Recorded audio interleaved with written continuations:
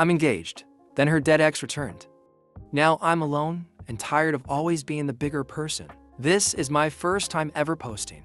A friend of mine suggested this as a place to vent into the void. My Kevin 35 male was engaged to my amazing fiancée Emily 30 female. We met at Starbucks almost 4 years ago now. I saw this mom struggling in the line, so I went up and just paid for her coffee and muffin. I really didn't have any expectations, but we started talking. I noticed she didn't have a ring on her finger and decided I'd shoot my shot. I didn't want to be awkward, so I just slipped her my business card with me cell on it and told her no pressure. Figured if she was married, she could just toss the card. I was ecstatic when she called me the next day. Our relationship took off fast, and I have to admit I was in love from the start. She had some trauma she had to deal with. I was the first relationship she had since her fiancé had gone missing nearly 2 years earlier. I was sympathetic. I knew what it was like. I buried my first true love. I had met a girl in college, Jocelyn. We were together for 5 years, engaged, when she was taken from me in a car accident. It took me 2 full years to move on, and I'm still not 100%. Emily wasn't my first date after losing Jocelyn, but she was the first that made me feel that spark. I met her son officially some months later. Paul was the sweetest boy. I bonded with him quickly. They moved in with me, and I knew this is what I wanted out of life. She was still struggling with the loss of her fiancé. He had gone on a guy's trip to Thailand and never came back. He had just disappeared and was presumed dead. I really put in the work to help her overcome that grief.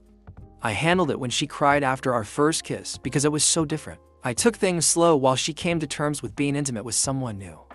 Held her hand on the bad days and celebrated the good. I knew what it was like, and I didn't want her to have to feel that way alone, like I made myself do. We had been engaged about 2 months when everything started to go south. Her ex-fiancé came back from the dead. He had been gone almost 5 years when his father, who Emily is still very close with, and I had come to have a great relationship with, came to our home. He told us that Walt was back. He was alive and well. He told us a story about being trapped in a Cambodian prison, which, if I'm being honest, still doesn't make any sense. Like you were just lost in the shuffle. They never once let you make a phone call. Maybe in 1979, but not in 2019. I brought this up to Emily once, and she didn't want to hear it. I knew to be supportive at first. There was guilt there. I could understand that. They all gave up on finding him. They even had a memorial service. I was actually pretty relieved when Emily didn't want to meet him right away. I remember when I first met Walt, there was something about him that just seemed off to me. I didn't say anything about that, but did make the effort to let him know I wanted what was best for Emily and Paul. I even got the guy a job working for my brother Kyle. I didn't ever want to deny him his son, but I really needed him to understand that this was going to be hard on the people he left behind. We were plenty cordial with each other, but I will admit I played a bit overly nice, especially since I'm pretty sure he was cussing me under his breath. Default textance they met in person, it was the beginning of the end. My whole life I've been the bigger person, except for one time in high school. However, watching my fiancé have an emotional affair right in front of my face for the next 4 months was a bit much even for me. I know he was her son's father, but they got real close real quick. I would bring my feelings on this to her, and she said it was just natural to them. That they had been together a long time before he was taken from her, but there was nothing romantic there anymore. She was with me now, not him. I bought the reassurances for far too long. At our bachelorette party, I saw them almost kiss. I knew then that the AL wouldn't end, and would at some point become a physical affair if I didn't do something. I decided I had to take this head on the very next morning. We were 6 days from wedding bells. I asked her to talk to me. I asked, "Are you falling back in love with Walt?" She was taken aback for a moment. I never completely stopped. A part of me will always love him. We were separated through circumstances, not by either of our own failings, but I've told you, there's nothing more between us. I pushed forward. I saw last night. I know you both thought I got there after, but I saw you dance. I saw you almost kiss. I just want to know if you want him more than you want me. She began to cry. No, I made a commitment to you. I will not go back on it. Sure, there are still feelings. Can you blame me? But I love you as well. I told her. That isn't very reassuring. It sounds more like you are staying with me out of obligation than love. She got defensive. I do love you. I'm marrying you. I calmly asked, when you picture yourself walking down that aisle, who do you picture standing at the end? She was tearing up even heavier. I'm sorry, it's just hard now that he's back. I said, I know. I know what it is like to lose someone. I don't know how it feels to get them back. I'm sure it's hard, Emily interrupted. It's impossible. I just can't stop how I feel. I'm so sorry. Hugged her tight. If you want to be with him, you need to tell me. It gets so much harder after next week. I only want you to be happy, with no regrets. Now, do you want to be with him? She just nodded her head and sobbed harder. I broke down too. It was one of the most painful moments of my life. We talked on about fairness. She wavered in her choice for a moment, but came back to him. I could sense a weight had come off of her. She began to pack. I asked if I could still be in Paul's life. She said that would make her so happy. In a last moment, before she walked out forever, I told her I loved her and to take care of herself. I said, I know you don't want to hear this, but that prison story has never sat right with me. Just promise me you will be careful. She just nodded, turned and left. I completely fell apart. I was left with the daunting task of telling my family, who all adored Emily, and getting back as much money as I could from the deposits.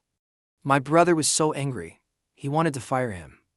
I asked him not to, that this man would be providing for Paul now.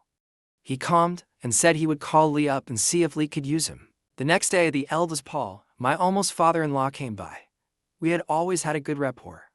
He came to make things right in a way, but I knew he also wanted to see his son marry Emily. When he offered to cover the return of all my deposits, I knew what he was doing. He was going to give him the chance to get married. I wanted to tell him to shove it, but I didn't. Always the bigger person, always letting it go. She came and got the rest of her stuff that week and let me know they were marrying.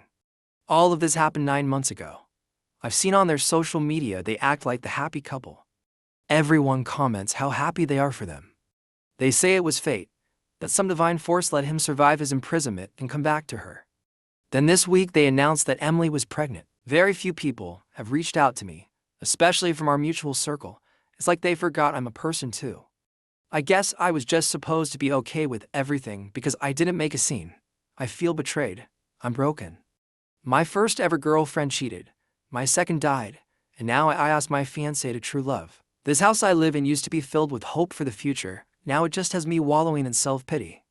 I was only able to see Paul twice this whole time. Both of those in the first month. Then the separating me from their loves began. That's been the hardest part. I miss my little buddy. This was a boy who called me dad, who sat on my lap every single night while I read him a story from his 5-minute Marvel books. He would fall asleep on me every day, and I would go lay him in his bed. You don't just turn that off. I miss him so much. I just don't get it. How is this fair? I never cheated. I never raised my voice. I treated her with respect, care, love. And somehow I feel like I'm viewed as the bad guy in this story. How am I the one who deserves to be punished? I just wanted to raise Paul as my own, to love his mother, and wake up to her every day, to give them the best life I could. Where is the justice in this? Where? I don't expect anyone to feel sorry for me. We all have our losses. I just needed to get this off my chest. Wait, pause. If you guys are enjoying this video, please consider dropping a like and subscribing if you want to see more. Thanks. Unpause. I did something recently. I wasn't the bigger man. I didn't walk away or smooth things over. Since it's been 9 years since I even got on this account, that I used one time ever. I don't want to go into the details of what happened before, but I used the search function and found that someone called you.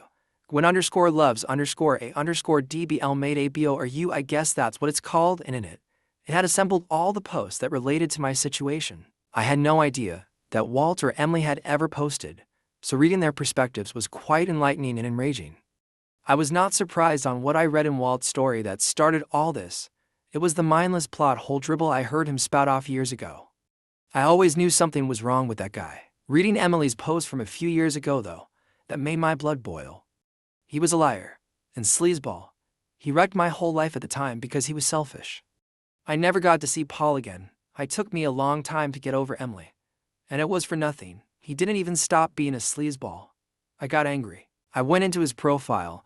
He was using it to post in subs like petty revenge and legal advice. He always portrayed himself as the victim somehow. Anyway, he bragged in these posts about how he managed to drag out his divorce with his ex-wife for a full 2 years, costing her loads more in legal fees. He bragged about sabotaging the sale of their home because he didn't need the money. And he posts about how he was purposely drag out their custody hearings and child support agreements, violating them and challenging them just to make things harder on her. I lost the love for Emily years ago, but knowing that this guy was also hurting their children just out of spite was enough for me to get over that. I messaged Walt on Reddit and instigated a confrontation. I told him who I was and that I knew who he was. I used a lot of personal details from our past and called him by his name, not his dumb handle. He got personal back, called me by my name, and never corrected my calling him Walt. After I ended this, I contacted Emily via email. Her response had an upbeat tone, and she came on strong with interest in what I've been doing the last 9 years. I cut to the chase though, and let her know I wasn't interested in catching up. I just sent page after page of screenshots and downloads of all of Walt's posts and our conversation. I wanted it clear that Cambonea 2000 was Walt, and this was evidence that he was purposely causing issues out of spite that were affecting their legal battle. At that point, I let Emily know I didn't want any more correspondence, and I blocked her. I guess it helped, because about 10 days later on a Tuesday afternoon, Walt came storming into the office of my print shop. There was only one other person in the office with me, Carly. A few college kids I employed were in the back running the machines and listening to music. Walt was cussing me up one side and down the other. He then got up in my face, put his fingers in my chest, and threatened to kick my ass. Carly said she was going to call the police and I told her, "Don't, I got this handled." At this point, I let 25 years of turning the other cheek out. My brother and I were raised in a boxing house. Our dad loved boxing. He put us in boxing classes at a young age and we kept in them all the way until high school.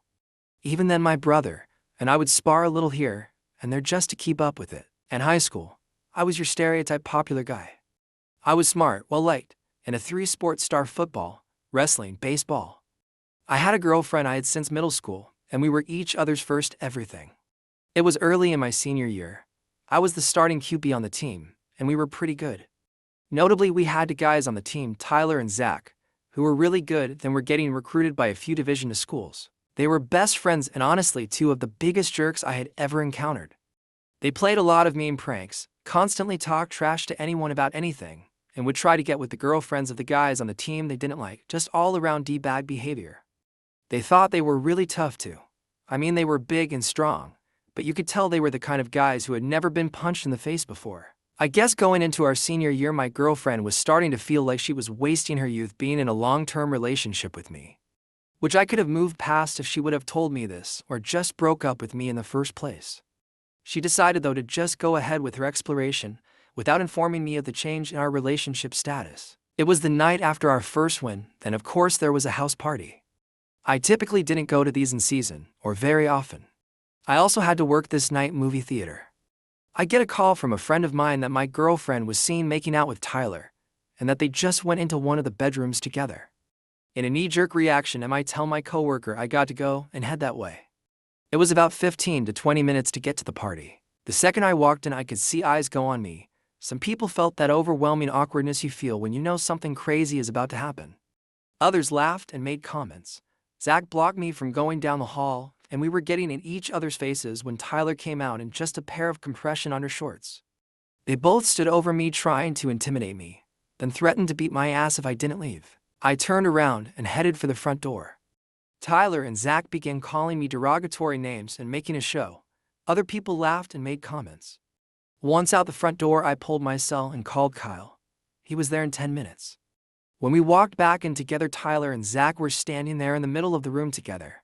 Tyler was redressed, and my girlfriend was standing with them. When they saw us, she just turned and ran out the other side of the room. I will never forget the shocked face on Tyler and Zach. We didn't say anything. Each of us just walked up and shoved them against the wall, then stepped back, giving them the universal come on sign. I could see in their eyes they wanted nothing to do with us. They had always built themselves on being the big badasses. Really, they were just bullies. They picked on smaller guys and easy targets. Now they messed up. Here were the guys that weren't as big and strong, but were fit and confident, saying, "Let's find out." They had no choice. It was either fight or give up that bad boy reputation. I mean, there were a couple dozen people standing around watching. When they charged us, it wasn't a fight. It was a massacre. In addition to the usual bloody noses and black eyes, I had also broken Tyler's jaw.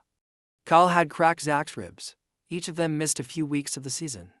When the colleges inquired as to why they were injured, It didn't take long for them to find out it was because of a fight. They stopped calling. We always wondered if law enforcement would get involved. They never did. Our father gave us one hell of speech, though. I've carried that with me ever since. Those two were jerks, but I felt like I took their future away. They both came from broke homes and were just scared kids. They didn't have what me and Kyle had. They never ended up going to college, and here 25 years later, I know they never left our hometown or really amounted to anything. I have been the bigger person every day since then. Now I was standing here being threatened by the person I despise the most in this entire world. I shoved him back, and when he stepped forward again, he got met with a quick jab and hard right hook. He flopped on the floor like a fish, trying to get up, but too woozy to steady himself. Carly came over, and he started to cry a little. We walked him out to his car and put him in the driver's seat. About 7 minutes later, he started it and drove off. I don't feel the least bit bad. In fact, I feel amazing. I have wanted to do that for almost 10 years, and now only kick myself because I should have done that a long time ago. After he drove off, I stood there for a moment, letting the adrenaline fade. Carly looked at me, a mix of concern and relief on her face. "Are you okay?" she asked, her voice a little shaky. I nodded. "Yeah, I'm fine." But it wasn't just fine, it was like a weight had lifted off my shoulders, something I hadn't realized I'd been carrying all these years. I had finally put the past to rest, not by being the bigger man, but by standing up for myself in a way that felt right. I didn't regret it, not one bit. For the first time in nearly a decade, I felt free. Free from the anger, the resentment, and the lingering sense of injustice that had haunted me. I had spent so long trying to be the better person, to move on, to let go. But sometimes letting go isn't about turning the other cheek. Sometimes it's about facing your demons head on and making peace with the person you are, not the person you're trying to be. As I locked up the shop that night, I realized that this was the closure I needed all along. Not a polite nod and a walk away, but a firm stand and a clean break. I walked out into the evening, feeling lighter than I had in years. The sun was setting, casting long shadows on the pavement, but for the first time in a long time, the shadows didn't seem so heavy. I finally put the past behind me, and I was ready to move on. That's the video, guys. Thanks for watching. Subscribe if you like.